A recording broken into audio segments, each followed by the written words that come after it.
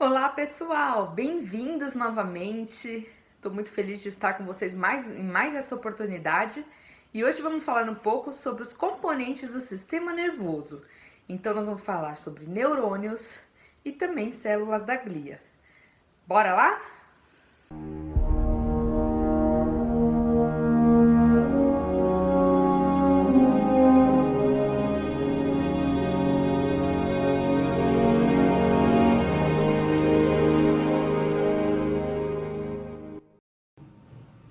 Então, os componentes do sistema nervoso são o neurônio, que é a unidade funcional principal do sistema nervoso, é ele que transmite a informação de uma célula para outra, ele tem propriedades elétricas, ele tem esse formato diferenciado, uma célula bem especializada, então seu nome é neurônio.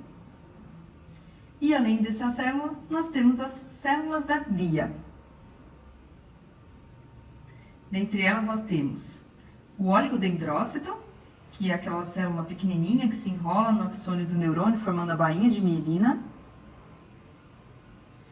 Temos também a micróglia, ou microglia, que são células pequenas e bem ramificadas no seu estado em repouso, e elas funcionam como soldados, né? Elas fazem parte do sistema imunológico dentro do sistema neuronal. E agora eu vou desenhar um outro neurônio, fazendo uma sinapse com esse neurônio que já estava aqui desenhado. E entre essa sinapse e também com um pezinho lá no vaso sanguíneo, nós podemos reconhecer aqui o astrócito, que é uma célula da macroglia, muito importante também para a manutenção da homeostase do sistema nervoso. Então, nos aprofundando um pouco mais no neurônio, que eu falei que é aquela célula super especializada do sistema nervoso, a unidade funcional e que tem propriedades elétricas e que passa a sinalização da informação de uma célula para a outra. Esse é mais ou menos o formato dele, né, que é uma estrela. Ele tem essa parte mais arredondada, que é o corpo celular ou soma, e ele tem esses dendritos que parecem galhos de árvores, por onde ele recebe a informação. Aí ele tem esse ramo mais comprido chamado de axônio, que tem um cone, e tem a parte final do axônio, que seria a terminação sináptica, ou terminal pré-sináptico, ou terminal axonal. Então, o axônio pode ser revestido de mielina, e essa mielina, como eu já falei anteriormente, é promovida, né, formada pelo enrolamento dos oligodendrócitos nesse axônio, formando a bainha de mielina.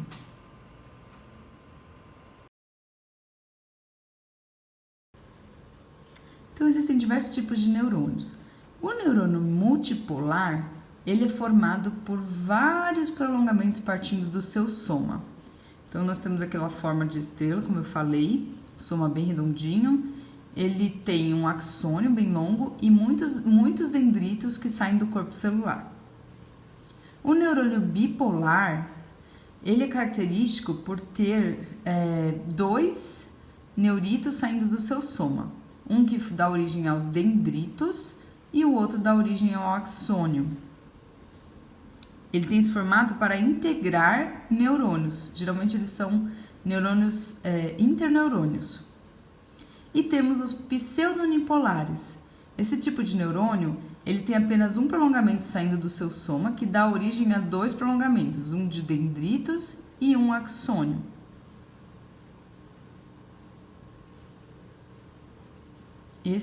Um exemplo são os nervos sensitivos. E finalmente temos as células piramidais. Essas células são formadas por um soma pequeno, que tem um único axônio e um dendrito apical longo que dá origem a diversos dendritos basais. Então, a microglia, como eu falei, é uma célula pequena e muito ramificada, no seu estado em repouso. Ela tem origem na medula óssea, ou seja, uma origem mieloide, como as células do sistema imune. E durante o desenvolvimento, ela migra para o sistema nervoso, que é onde ela é encontrada.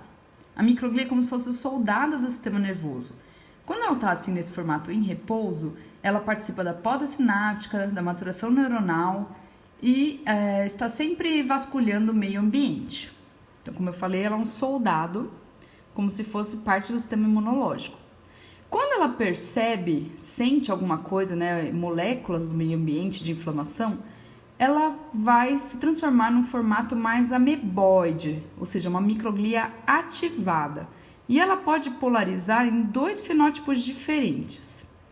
O fenótipo M1, que é o fenótipo inflamatório, e o fenótipo M2, que é o fenótipo anti-inflamatório.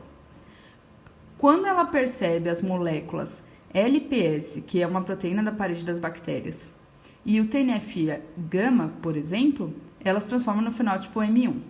E quando ela percebe as interleucinas 4, interleucina 13, por exemplo, ela se transforma no fenótipo M2. Como eu falei, é o anti-inflamatório, e M1 é o fenótipo inflamatório. Agora vamos falar um pouco sobre o astrócito. Aqui nós temos um terminal pré-sináptico e um terminal pós-sináptico de 2 neurônios, onde está ocorrendo uma sinapse nessa fenda sináptica. Temos receptores e também vesículas liberando neurotransmissores. E nessa região, abraçando essa sinapse, nós temos um astrócito. Então, eles funcionam como isolantes das sinapses.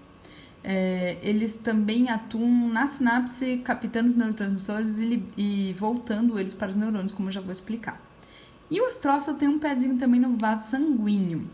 Então, ele é muito importante para captar, né, os nutrientes do sangue para processar e fazer a via da glicose.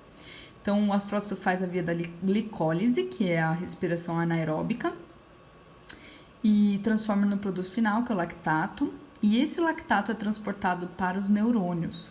Os neurônios são células muito especializadas e não conseguem fazer essa via anaeróbica. Eles fazem muito pouco, né? Eles fazem mais a via aeróbica, que é dependente de oxigênio. E, como eu falei, o astrócito capta glutamato, transforma em glutamina, e essa glutamina é exportada para o neurônio novamente, para ser reutilizada. Então, o astrócito ele também possui trocas iônicas, tá? Ele precisa de trocas iônicas, ele possui aquelas bombas de sódio e potássio ATPase. E, como eu falei, o astrócito tem inúmeras funções, tá?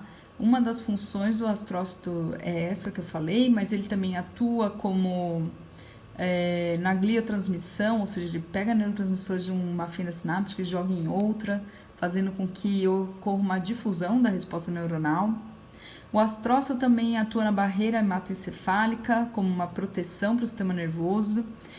E o astrócito também pode ser uma célula imunológica, ou seja, quando ele percebe uma sinalização de inflamação, ele sofre alterações, ele também polariza para um fenótipo inflamatório ou não inflamatório. E quando ele polariza para esse fenótipo inflamatório, que ele fica hiperreativo, ele geralmente forma a cicatriz glial, o que é um pouco... Tem o lado bom da cicatriz glial, ela é dual, né? Ela tem o lado bom de impedir a difusão da inflamação, mas tem o lado ruim, que ela também impede a regeneração axonal. Então era isso que nós tínhamos para discutir nessa aula, tá? Vamos ficar por aqui nesse momento. E eu espero que vocês tenham gostado. E não esqueçam de deixar um comentário, interagir, tá bom? Eu aguardo vocês. Um abração, pessoal. Tchau!